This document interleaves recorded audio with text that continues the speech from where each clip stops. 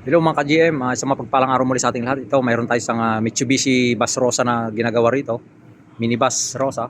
Yan, pasukin natin at pakita ko sa inyo kung ano yung naging problema nito. No? So, ayan. Bali ano to? 27-seater. Yan po siya. No? Ang ginawa pala natin dito mga ka-GM, yan po. Bali, finold down natin yung kanyang cylinder head dito. Kasi ang naging problema nito, bali bumubulwak yung coolant doon sa kanyang radiator doon. Yun, tinanggal natin yung kanyang thermostat doon kasi nga in-order din natin. Bumubulwak ng coolant sa kanyang radiator cap.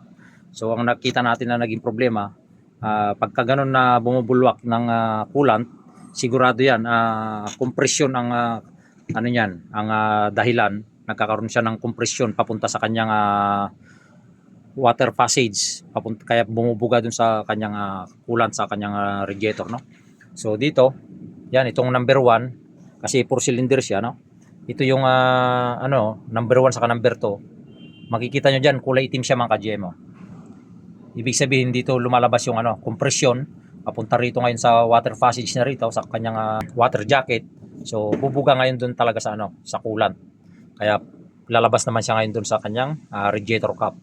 So ayan po, kung makikita naman natin dito, malinis naman siya sa number 2 and 3. Tapos sa 4 and 3, okay rin siya dyan. Tapos ito pala yung kanyang cylinder head gasket, no? Yan, no? Ganyan kasi yan. Yan. Tapos, yan. Yan siya. Ito yung luma niya na tanggal natin. Yan, kung makikita nyo, itim, kulay itim siya dito mga ka-GM, no?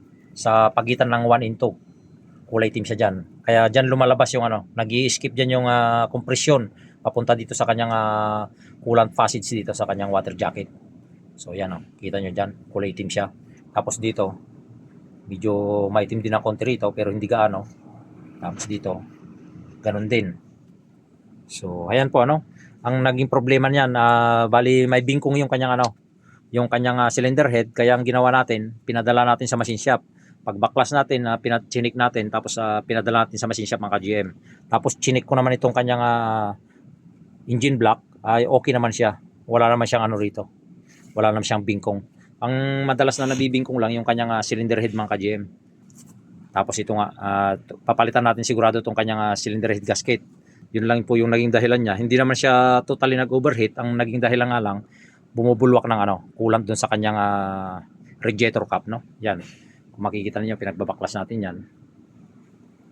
Pagdating po mga ka-GM, i-update ko kayo. Pagdating ng pina-resurface kasi natin yung kanyang cylinder head, no?